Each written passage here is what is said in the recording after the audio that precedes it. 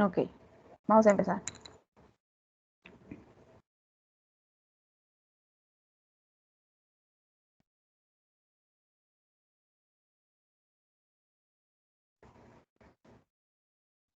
¿Logran la presentación? Aún no se ve, doctora. Todavía no, doctora. No,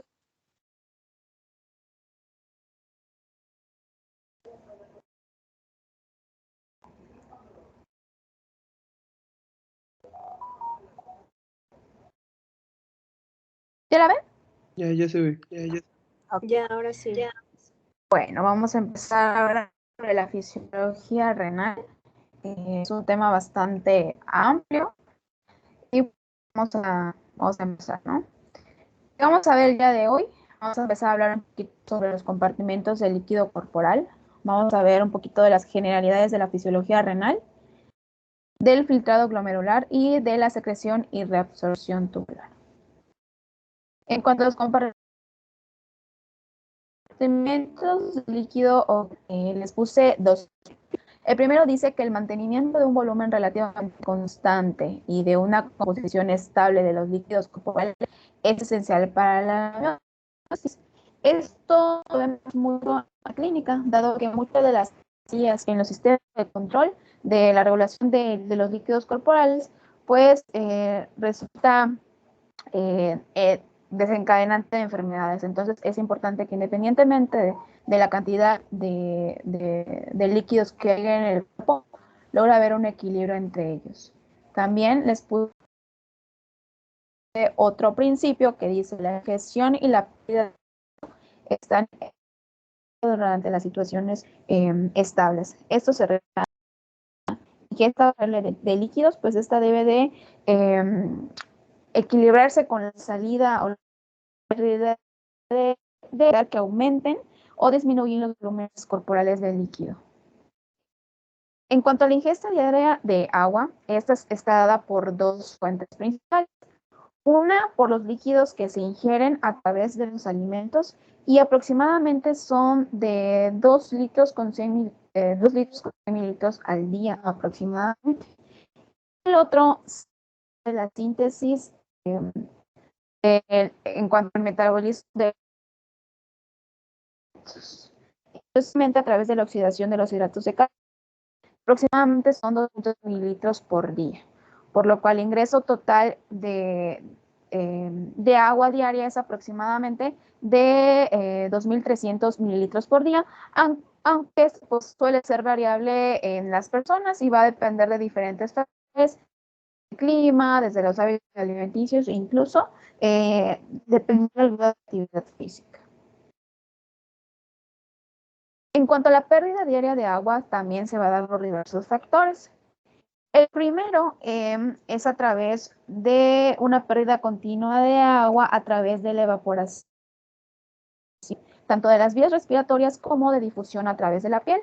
A este se le conoce como pérdida insensible y se le llama así porque es una pérdida de la cual nosotros no somos conscientes, aunque pues se va a producir de manera continua.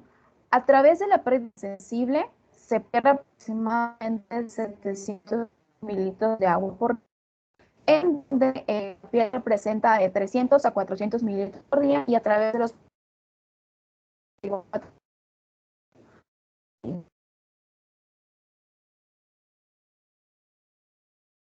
que vemos a través de la piel y la sudoración también podemos perder agua, la pérdida insensible va a ser independiente de la sudoración.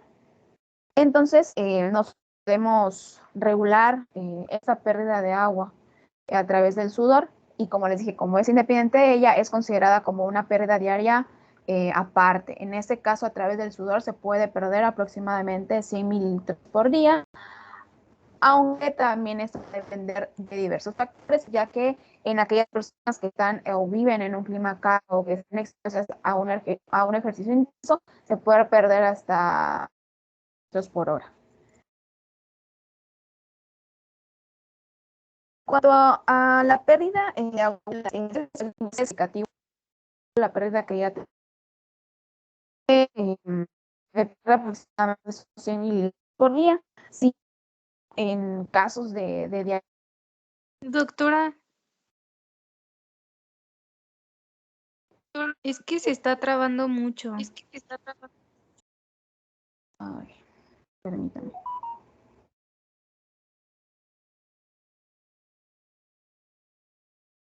Déjenme, me desconecto.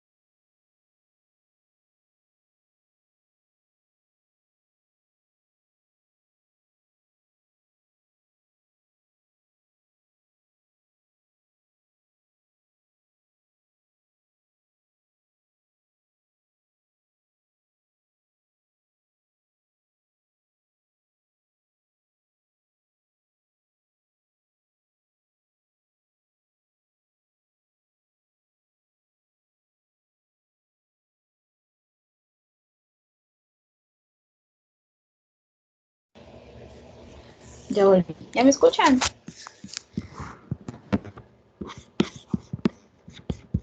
Ya. Ok. A ver si me agarra mejor. Bueno. ¿Hasta dónde me dejaron de escuchar bien?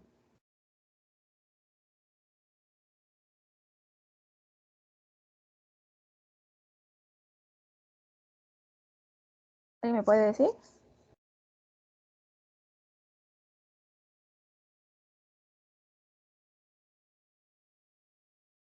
¿Alguien Terminó me de puede decir lo de pérdida diaria de agua y ya de ahí la perdimos. de esta diapo entonces nada. No, Ah, ok, muy bien. Bueno, les decía que en cuanto a la pérdida diaria de agua también se da por diversos factores. A través de la evaporación pulmonar y la difusión de la piel se pierde agua y a esta pérdida se le conoce como pérdida insensible. Esta se le llama así debido a que no somos conscientes de ella. Aproximadamente a través de la pérdida insensible se pierden 700 mililitros de agua por día, en donde la piel y pulmones van a tener una pérdida en promedio similar. En cuanto a la pérdida insensible y bueno, aunque sabemos que o sea, el agua también se puede perder a través del sudor, esta va a ser independiente de la pérdida insensible. A través del sudor podemos perder normalmente 100 mililitros por día. Sin embargo, esto también va a depender de muchos factores, ya que en lugares donde el clima es cálido o cuando las personas están sometidos a un ejercicio intenso, se pueden llegar a perder hasta 2 litros de agua por hora. En cuanto a las heces, la pérdida a través de ella es muy poquita. Normalmente se pierden de 100 mililitros por día. Sin embargo, en los casos de pacientes que cursan con algún problema gastrointestinal en donde la diarrea es muy intensa, se puede llegar a perder también muchísima agua, aproximadamente hasta 1 litro de agua por día. Entonces, en el caso de ellos, sí es muy importante la reposición de agua debido a que pueden llegar a deshidratarse. En cuanto a la pérdida de agua por orina, va a ser el resto del agua que se va a perder a través de ella y aquí los riñones van a tener una función bastante importante, ya que a través de ella no solo se va a perder orina, no solo se va a perder agua, perdón, sino también otros electrolitos. Entonces, los riñones van a tener la función de regular esa pérdida de líquidos y de electrolitos. En cuanto a la orina, se puede llegar a perder tan poquita como 0.5 litros por día hasta padecimientos en donde la pérdida de agua a través de orina es excesiva, llegándose a perder hasta 20 litros por día. En cuanto a los compartimientos del líquido corporal, podemos dividir este en 3 apartados, debido a que la distribución a través de ellos puede ser por el líquido extracelular, que a su vez se va a dividir en líquido intersticial y plasma.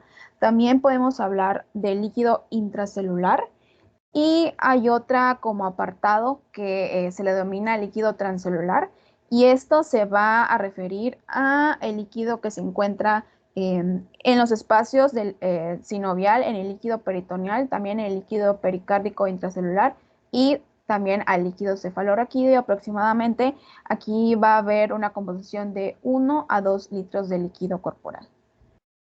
En cuanto a la distribución del agua en un varón promedio, va a estar compuesto el cuerpo en un 60% de agua.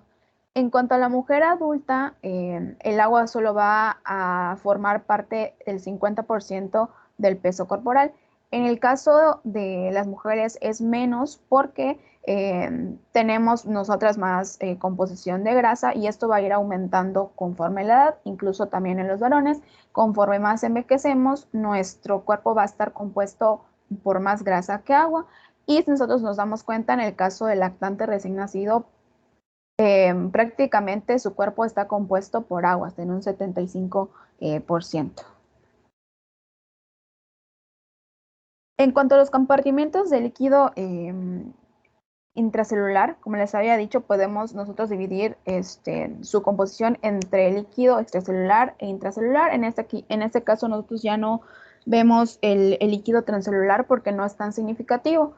En cuanto al primero, que se refiere al compartimiento del líquido intracelular, esta se va a referir a todo el líquido que va a estar compuesto dentro de las células. Aproximadamente va a ser de 28 a 42 litros de líquido corporal y este va a representar alrededor del 40% del peso corporal de una persona media. El líquido de cada célula que está compuesta va a ser por diferentes constituyentes y muchas de estas constituyentes va a ser muy similar de una célula a otra. Incluso se dice que independientemente incluso de los animales que tengan ese líquido intracelular, independientemente del tipo que sea, van a tener prácticamente la misma composición de líquido corporal. En cuanto a los compartimientos de líquido extracelular, esta va a constituir aproximadamente el 20% del peso corporal y en un adulto normal que pesa aproximadamente 70 kilos va a estar representado por 14 litros de agua. Como les había dicho, el líquido extracelular se va a dividir en líquido intersticial y en plasma. En cuanto al líquido intersticial, aproximadamente va a representar 3/4 partes de su composición y eso representa aproximadamente 11 litros de agua. En cuanto al plasma, va a ser el resto, la cuarta parte restante, y solo va a ser aproximadamente 3 litros de líquido. En ese caso, entre ellos va a haber un continuo intercambio de sustancias, por lo que la composición entre ambas va a ser muy similar a excepción de las proteínas, dado que en el plasma van a ser abundantes y en el líquido intersticial no. También nos habla acerca del volumen sanguíneo y esto nos habla, ¿por qué? Porque a través del volumen sanguíneo va a encontrarse la parte líquida del plasma y la parte líquida de los electrolitos. Esto va a ser parte del líquido extracelular e intracelular respectivamente. Sin embargo, pues la sangre va a ser considerada como un compartimiento líquido muy aparte, dada que va a estar compuesta en su propia cámara, que en este caso va a ser el aparato circulatorio. En cuanto al volumen sanguíneo de un adulto, aproximadamente va a representar el 7% del peso corporal. Esto es aproximadamente 5 litros, en el cual el plasma va a representar aproximadamente el 60% y los eritrocitos aproximadamente el resto del 40%. Sin embargo, estos porcentajes pueden variar dependiendo de diversos factores, entre ellos el sexo y el peso. En cuanto a los componentes de líquido extracelular e intracelular, nos menciona que la composición iónica de ambas es muy similar. La diferencia, por ejemplo, en el líquido extracelular más importante entre los dos compartimentos, que es el líquido intersticial y el plasma, va a ser la concentración de proteínas, dado que, como les había dicho, en el plasma va a ser muy abundante y en el líquido intersticial no. En este caso, la concentración de iones que van a estar compuestas de carga positiva, es decir, de cationes, va a ser ligeramente superior en el plasma, aproximadamente un 2%. Y las proteínas que tienen una carga negativa neta tienden a ligar a cationes, es decir, a elementos con una carga positiva, como el sodio y el potasio. Esto va a hacer que las cantidades de cationes que hay en el plasma junto a las proteínas plasmáticas sea mayor que en el líquido intersticial. Por el contrario, en el líquido intersticial pues van a tener iones con carga negativa, es decir, aniones, por lo que vamos a encontrar que en ellos van a haber tanto grandes cantidades de iones sodio, cloro y de bicarbonato, como pequeñas cantidades de iones potasio, calcio, magnesio, fósforo y ácidos orgánicos. En este caso, la regulación de los líquidos que hay en el líquido extracelular, va a estar dada por diferentes mecanismos, pero especialmente por el riñón, por lo cual es importante pues conocer qué electrolitos o qué líquidos hay tanto en el espacio extracelular como intracelular, porque en patologías va a ser importante saber cómo vamos a actuar dependiendo de la falta de ciertos tipos de electrolitos. Y el riñón lo que va a hacer pues es tratar de regular la pérdida de estos. En cuanto al líquido intracelular, va a ser separada por una membrana que va a ser muy permeable al agua, pero no a la mayoría de los electrolitos. Y al contrario del líquido extracelular, en el líquido intracelular solo van a haber mínimas cantidades de iones potasio, fósforo y moderadas cantidades de magnesio y sulfatos y grandes cantidades de proteínas. Por el contrario, solo van a encontrarse mínimas cantidades de iones potasio, cloro y casi ningún ion calcio. ¿Alguna duda hasta aquí? Todo bien, doctora. Denme chance, tomo un poquito de agua.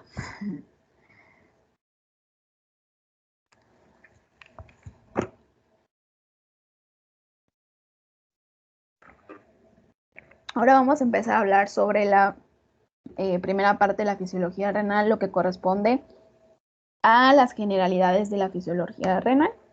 Y prácticamente vamos a ver cada una de las partes en las que interviene los componentes del glomérulo para la producción de orina. Entonces ahorita digamos que vamos a ver la parte básica, los términos que necesitamos saber para que más adelante, cuando incluso veamos regulación ácido-base, pues todo sea un poquito más claro. En cuanto a la producción de orina, nos menciona que van a participar principalmente las nefronas y los túbulos colectores.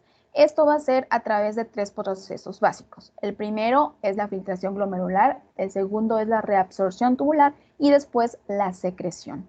En cuanto a la filtración glomerular, va a ser el primer paso en la producción de la orina y aquí el agua y la mayor parte de los solutos pues van a atravesar la pared de los capilares.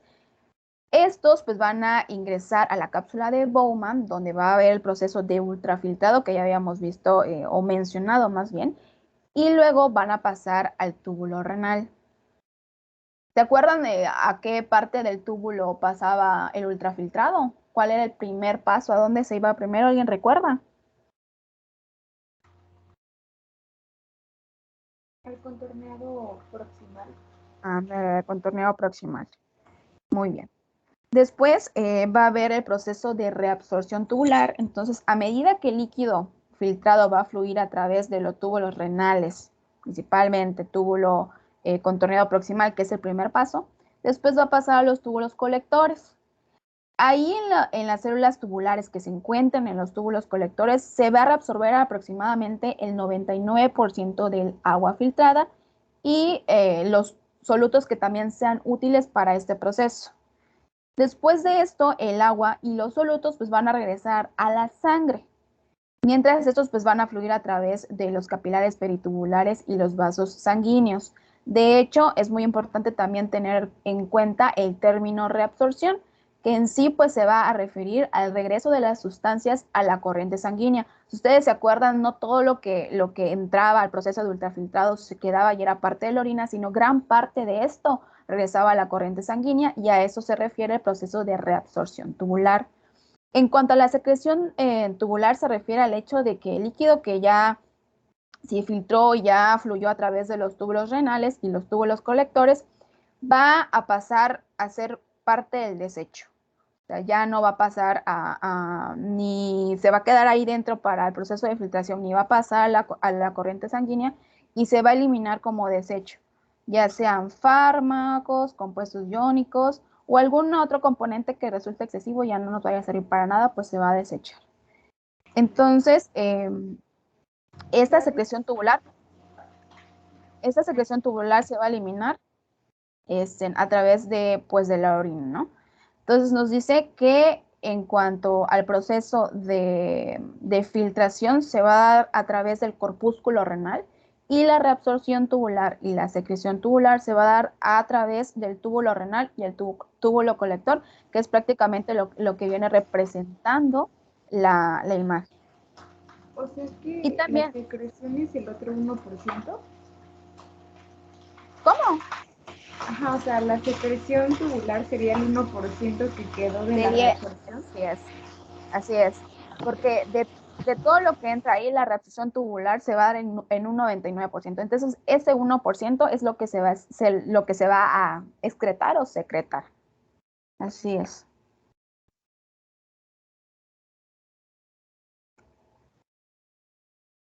Y también nos hablaba de un concepto que es la tasa de excreción o la tasa de excreción, y nos dice que la tasa de excreción de cualquier sustancia va a ser igual a la tasa de filtración más la tasa de secreción menos la tasa de reabsorción.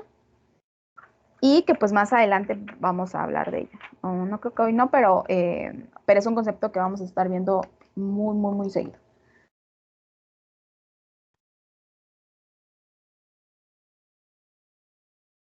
En cuanto a la filtración glomerular, vamos a ver o tenemos que tener en cuenta dos conceptos principales. El primero, el filtrado glomerular, que en sí va a ser el líquido que va a ingresar en el espacio capsular. Y también el otro concepto, que es la fracción de filtración, que en sí va a ser la fracción del plasma que va a atravesar las arteriolas aferentes de los riñones y que se va a convertir posteriormente en el filtrado glomerular. Nos menciona aquí, que es lo que me preguntaban, que más del 99% del filtrado glomerular va a retornar a la corriente sanguínea por reabsorción tubular, de modo que solo ese 1% se va a excretar a través de la orina, que aproximadamente va a representar del 1 a 2 litros. Entonces nos menciona que el volumen diario de filtrado glomerular en un paciente hombre normal va a ser aproximadamente de 180 litros. Y en el caso de las mujeres va a representar aproximadamente 150 litros. También cuando veíamos un poco de anatomía, hablábamos un poco no de la membrana de filtración en sí, sino de la barrera de filtración. Y vamos a llegar a ella, pero primero hay que definir o tener en cuenta qué es la membrana de filtración.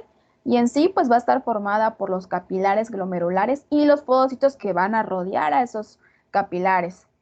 Y dada a sus características, va a permitir la filtración de agua y de solutos pequeños y va a impedir la filtración de proteínas grandes como las proteínas del plasma. También va a impedir la filtración de las células sanguíneas y de las plaquetas. Y en sí, pues para que pueda darse todo este proceso, tiene que atravesar todo este líquido filtrado 3 barreras, que es lo que veíamos, que son los componentes de la barrera de filtración, que en sí va a ser el endotelio glomerular de la célula, la lámina basal y la hendidura de filtración. En cuanto al primero, que se refiere a la célula endotelial, va a estar dada principalmente por las fenestraciones que ésta va a tener. Los poros en sí van a tener un diámetro entre 0.07 a 0.1 micrómetros de diámetro. Ese tamaño le va a permitir que todos los solutos del plasma puedan salir de los capilares glomerulares, pero pues también va a impedir la filtración de células sanguíneas y plaquetas. También pues vamos a encontrar que entre los capilares glomerulares y la hendidura entre las arteriolas tanto aferente como eferente van a encontrarse otras estructuras que son las células mensagiales. Estas estructuras van a ser bastante importantes porque van a tener la función de regular el filtrado glomerular. El otro componente de la membrana de filtración, o la barrera de filtración más bien, es la lámina basal del glomérulo. Esta en sí va a ser una capa de material acelular que se va a encontrar entre el endotelio y los podocitos, y pues esta va a estar compuesta por fibras pequeñas de colágeno, proteoglucanos y también por una matriz de glucoproteínas. ¿Y qué función va a tener esta lámina? Pues va a tener la función de prevenir la filtración de las proteínas más grandes. Esas proteínas más grandes generalmente son de carga negativa. En cuanto a la hendidura de filtración en sí, se refiere a, o más bien está formada por los pedicelos y los espacios entre ellos. ¿Alguien se acuerda de los pedicelos, que habíamos hablado de ellos o qué son? ¿Alguien me puede decir? Son como las partes secundarias de los podocitos. Así es. ¿Se acuerdan que habíamos dicho que pues los podocitos se dividían en primarios y secundarios, y los pedicelos van a ser los podocitos en su división secundaria, que van a estar en qué capa de la cápsula de Bowman?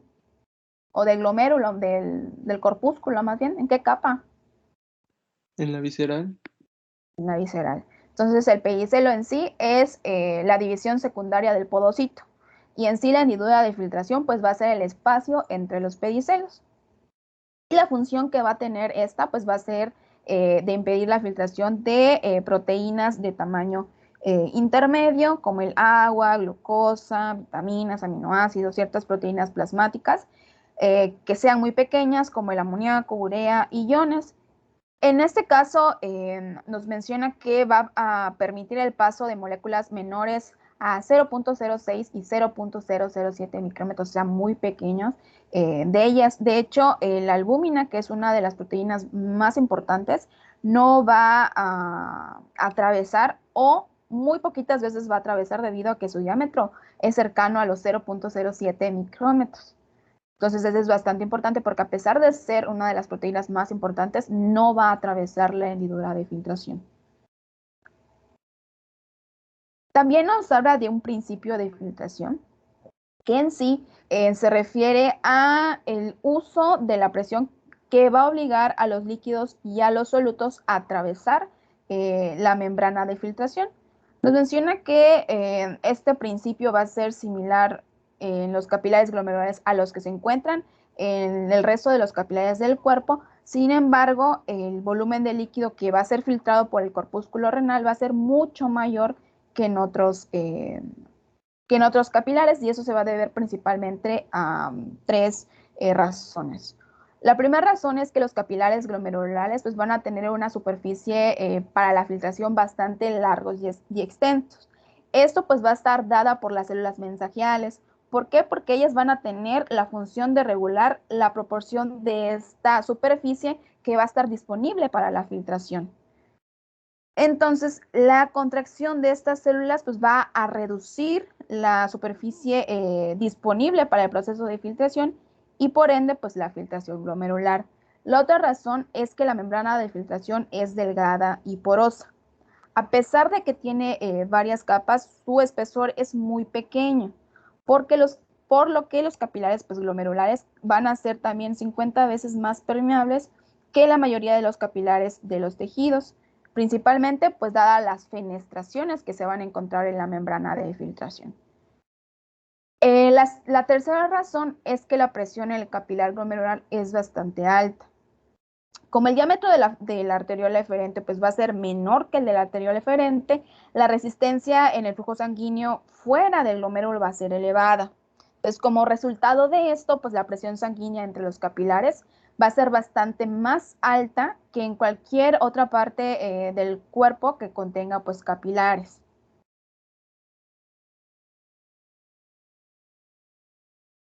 También nos habla de otros conceptos que en este caso es la presión de filtración neta.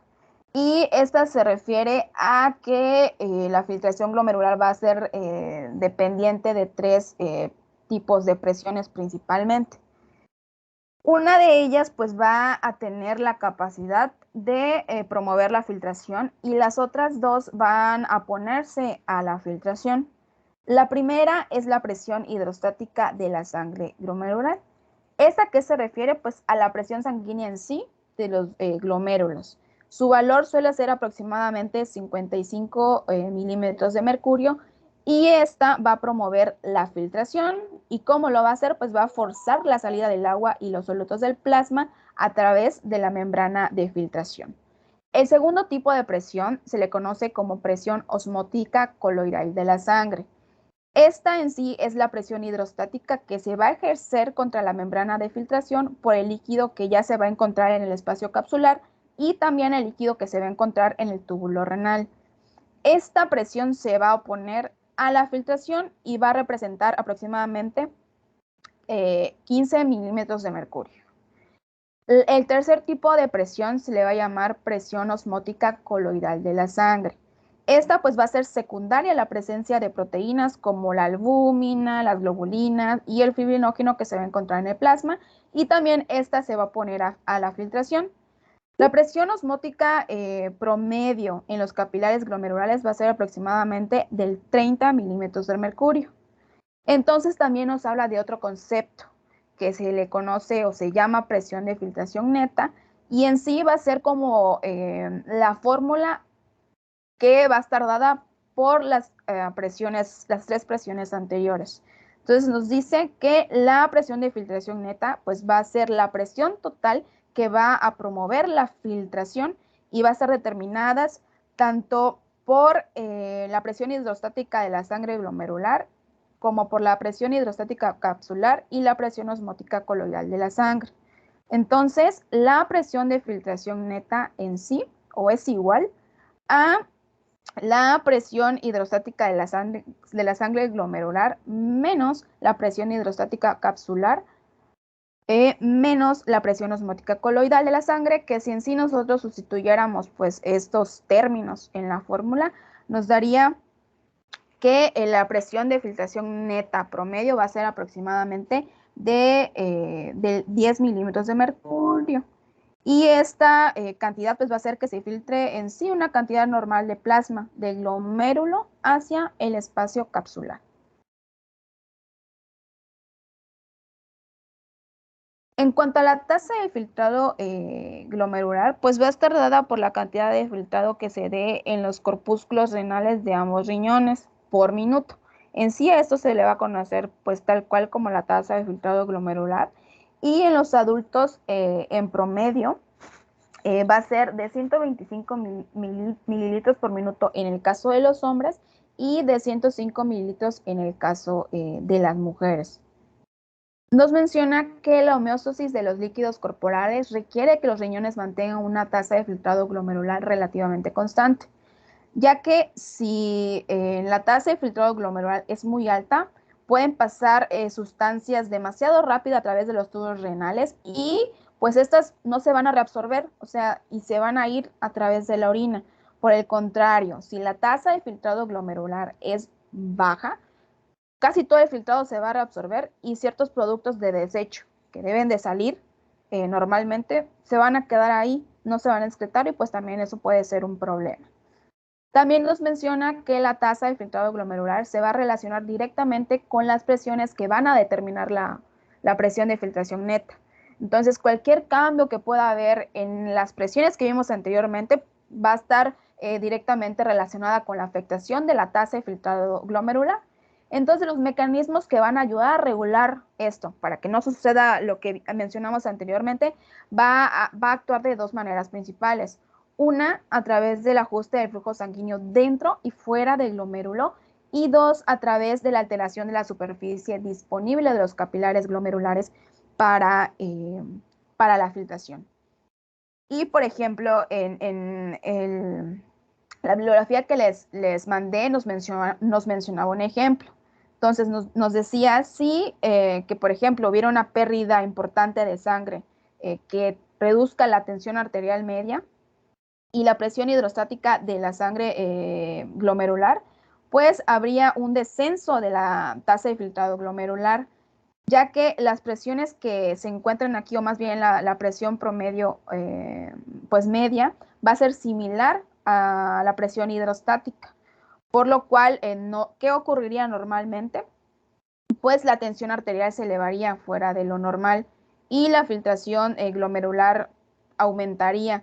Sin embargo, esto no sucede, o bueno, sí sucede, pero el riñón aquí es donde va a entrar en función, debido a que va a haber ese desequilibrio, pero el riñón, a través de estos mecanismos de regulación de la tasa de filtrado glomerular, va a hacer que la tensión media arterial se mantenga y que no haya un aumento en la tasa de filtrado glomerular, por lo que va a haber esa homeostasis que siempre buscamos, ¿no? Entonces vemos que es bastante importante todos los mecanismos que van a ayudar a regular la tasa de filtración glomerular y que en sí va a estar dada, sí, por diversas estructuras, pero propiamente el riñón. Entonces aquí el riñón cumple una función bastante importante.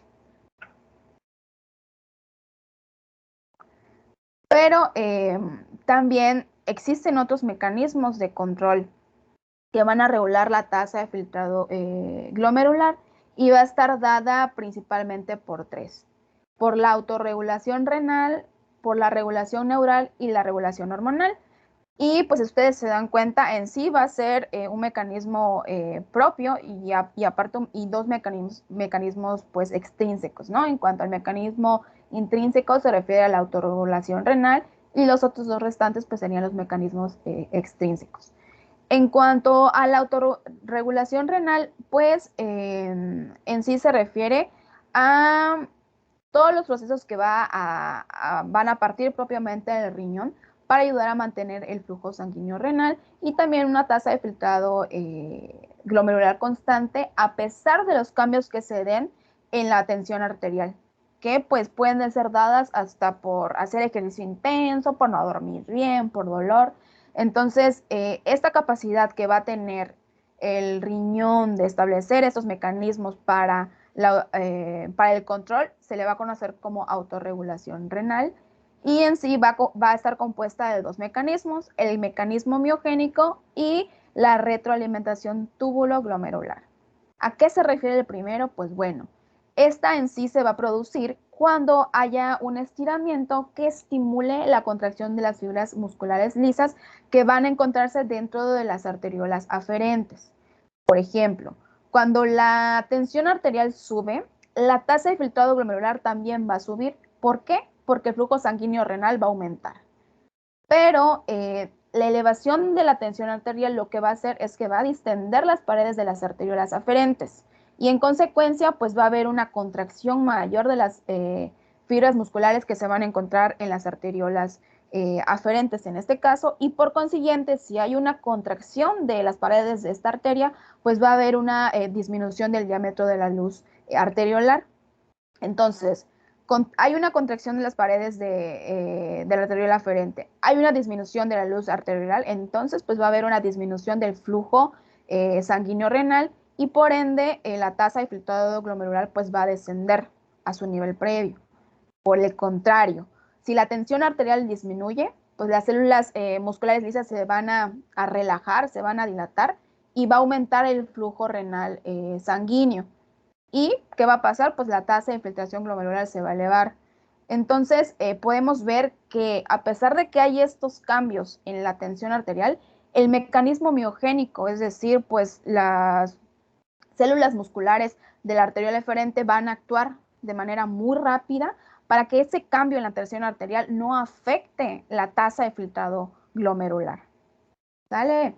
El segundo factor que va a actuar aquí en la autorregulación renal va a ser la retroalimentación túbulo-glomerular y esta en sí se le va a denominar así dada que va a estar dada por los túbulos renales, específicamente en la mácula densa, que lo que van a hacer va a ser enviar señales al glomérulo que pues van a permitir esta retroalimentación. En este caso, cuando la tasa de filtrado glomerular va a ser superior a la normal, va a haber una elevación de la tensión arterial sistémica. Entonces, el líquido que ya se filtró, pues va a fluir con mayor rapidez a través de estos túbulos. Entonces, lo que va a pasar es que en el túbulo contorneado proximal y el asa de Henle van a tener menos capacidad de reabsorber ciertas sustancias como el sodio, cloro y el agua. De hecho, menciona que se cree que la mácula densa, que va a ser la estructura que va a detectar el mayor aporte de sodio y de cloro, y que a su vez va a inhibir la liberación del óxido nítrico. ¿Esto en qué? ¿En dónde más bien? En el aparato yuxtaglomerular. Entonces, como el óxido nítrico pues no va a tener la capacidad de producir esa vasodilatación, pues las arteriolas eferentes pues se van a contraer. Entonces, lo que va a hacer es que la cantidad del óxido nítrico pues disminuya. Entonces, en consecuencia a esto, pues va a fluir menos sangre a través de los capilares glomerulares. ¿Y qué va a pasar? Pues entonces la tasa de filtrado glomerular va a disminuir. Por el contrario, cuando la tensión arterial va a estar muy bajita y la tasa de filtrado glomerular es menor a la normal, va a ocurrir todo lo contrario. Pero en este caso, pues va a suceder en menor grado. Entonces, podemos ver que la retroalimentación tubuloglomerular pues va a operar con mayor lentitud que el mecanismo miogénico, sin embargo, también va a ser un mecanismo más en lo cual se va a dar la autorregulación renal. ¿Alguna duda aquí?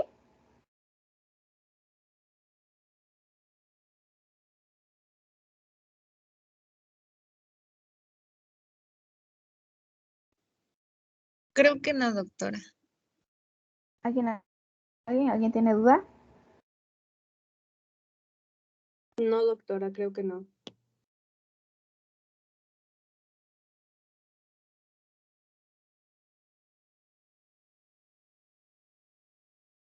El filtrado glomerular va a ser la regulación neural. Y en este caso nos dice que al igual que la mayoría de los vasos que se encuentran en el cuerpo, también los riñones van a recibir inervación a través del sistema nervioso, en este caso del sistema nervioso autónomo, que va a liberar noradrenalina y en sí pues esta va a tener la capacidad de producir vasoconstricción a, a ver, perdón, ¿a través de qué? Pues de la activación de unos receptores que en sí van a ser los receptores alfa-1 adrenérgicos. Estos se van a encontrar de manera abundante en todas las fibras musculares de las arteriolas aferentes. Normalmente en reposo, pues la estimulación simpática va a ser baja para las arteriolas aferentes y eferentes. Normalmente esas arteriolas van a estar dilatadas y pues va a haber la autorregulación renal. Sin embargo, eso es en reposo, ¿no? Pero cuando hay una estimulación de esta estructura, tanto la arteriola aferente como la eferente, pues se van a contraer al mismo nivel. Entonces va a entrar sangre a través de esas arteriolas y va a egresar esta sangre a través del glomérulo, por lo que también, como vimos, están relajadas igual, hay un estímulo y se contraen igual, entonces la tasa de filtrado glomerular va a disminuirse a niveles muy similares dentro del glomérulo. Sin embargo, cuando hay una estimulación simpática bastante intensa, como por ejemplo cuando uno hace mucho ejercicio o cuando hay algún tipo de hemorragia, va a haber un predominio en la constricción del arteriola eferente.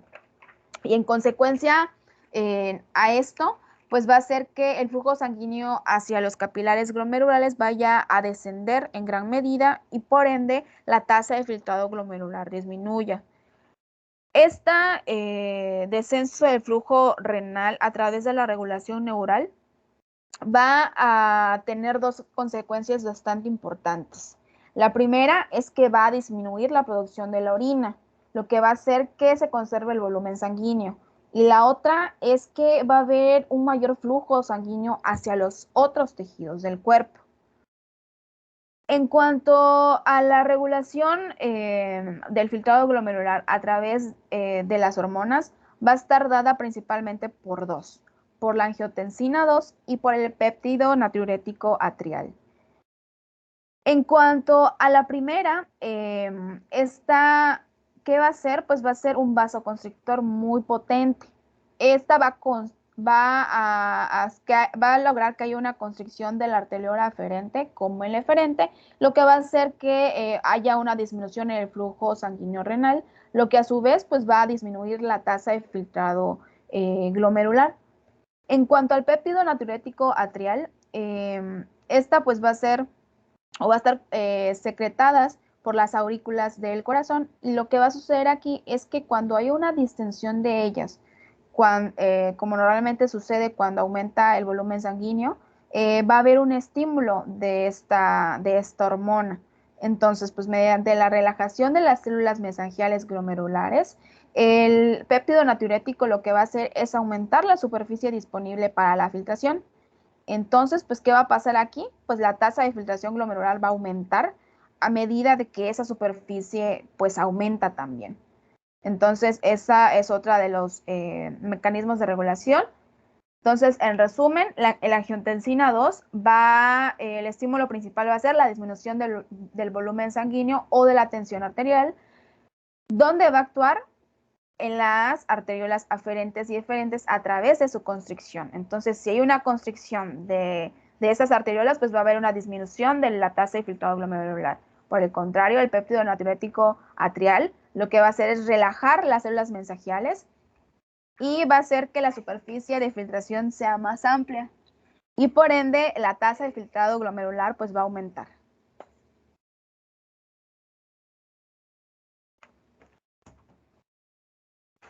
A ver, ¿qué horas son? Creo que lo vamos a dejar hasta acá para ya que, para no quedarnos a medias en esta parte, porque todavía vamos a empezar los mecanismos de reabsorción y secreción tubular. ¿Sale?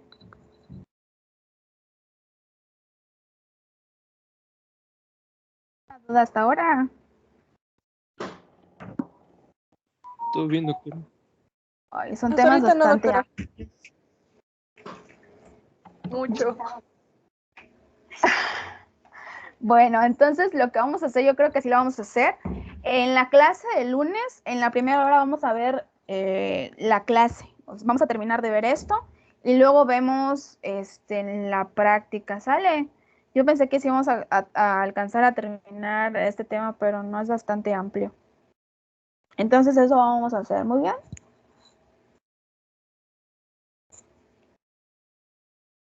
El lunes vamos a terminar de ver esto. Y luego empezamos pues la práctica. Muy bien. No sé si tengan alguna duda hasta ahora. No, doctora, ninguna duda. Es bastantito, ¿verdad? Sí. No, hombre, casi no. Sí, es mucho lo que hay que ver en poco tiempo. Al menos el del Tortora siento que está así muy bonito. Entonces siento que no está tan complejo. Pero pues la seguimos viendo. No, y de verdad si tienen alguna duda, pregúntenme. Bueno, vamos pues a pasar lista. Vamos a intentarlo hacer con el QR. ¿Sale? A ver si funciona.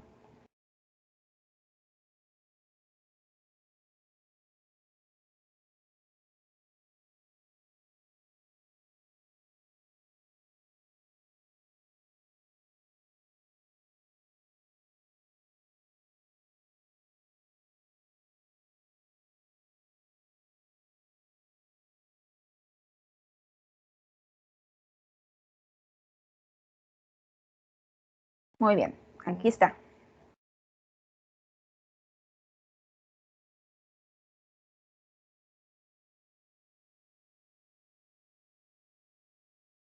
Ya está enviado, doctora. Ok, muy bien. Vamos a esperarnos los 4 minutos que quedan de la clase para ver si logran los demás. Discúlpeme, ¿me puedo retirar? Sí, sí, ve Gracias, con buen Dios. día. De nada. Hasta luego. Doctor, yo no puedo escanear el código. ¿Cuál es su nombre? Aguirre Vargas, doctora. Aguirre Vargas. Ok.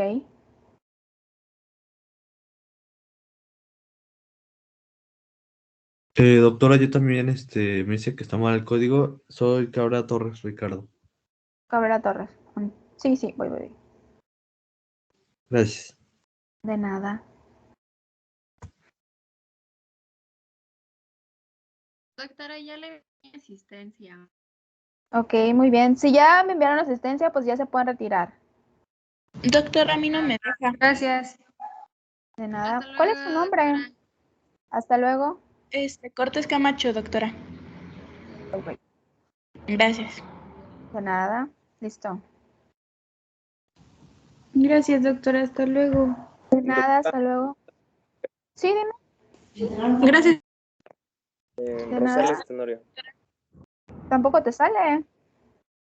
No, Ok. Disculpe, doctora, ¿ya se cargó mi asistencia? Voy, ahorita lo veo. Gracias.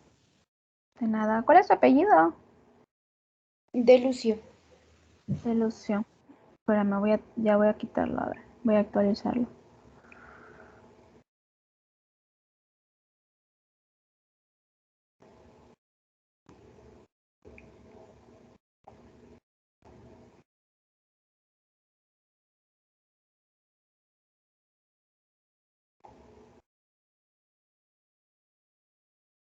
Doctora, a mí tampoco me deja. ¿Cuál es tu apellido? Ramos Prado. Ramos Prado. De Lucio. Ya, Aranza. Ok, Ramos Prado, ya. gracias. Disculpe, doctora, ¿por qué sale en rojo? ¿Qué cosa? La asistencia siempre sale en verde y ahorita está saliendo en rojo. ¿Será por el Ah, tiempo? no sé, no creo. Fíjate que las veces que yo siempre me ha salido en rojo, nunca me ha salido en verde, pero no sé qué signifique. Es que, por ejemplo, bueno, lo que nos habían dicho es que se tiene que pasar lista los primeros 5 minutos de la clase. Ah, ah, pues yo cuando Entonces, tomé la capacitación no nos dijeron nada de eso. Bueno, a nosotros, ¿no? Yo lo digo por... Ah, ¿y ok. siempre hace la toma de lista al final de la clase? Sí, ¿Y la ha intentado hacer yo al principio de la clase a ver si cambia? no lo he intentado. Realmente, te digo, cuando nosotros ¿cómo se llama? O sea, tomé la capacitación, no nos dijeron de eso a nosotros. Pero de todos modos, lo voy a intentar entonces hacer al principio. Realmente ahorita todavía no está 100% nada más con el QR, todavía no nos han dicho que sí. Por eso yo lo hago acá y lo subo aparte en la otra plataforma. Pero lo voy a Ah, intentar. ok. Gracias. Sí, porque con el profe de práctica médica en la mañana lo hicimos al principio de la clase y nos salía en verde. Y si te tardas más, te sale en amarillo el simbolito que está al lado como del QR, te sale el Ajá. amarillo. Y ahorita ya Ah, nos está ya. saliendo en rojo. Ah, ok. No, no sabía. Gracias. Lo voy a intentar. Ok, gracias.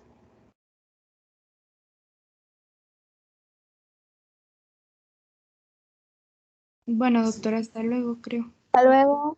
Gracias, doctora. Hasta luego. Gracias, doctora. De nada, hasta luego. Gracias, doctora. Hasta luego. De nada, hasta luego.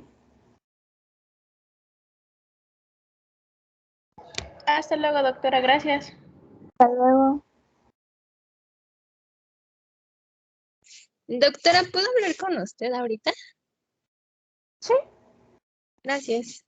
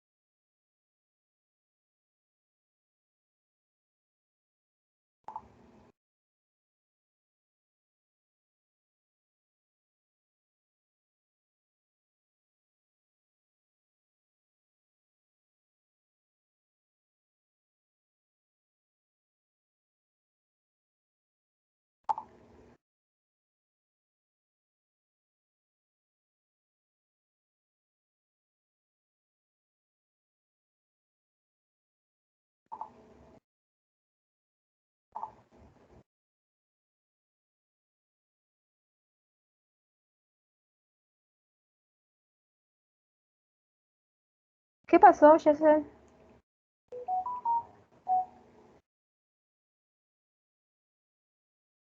Ah, ok. Ya, ya, ya te leí.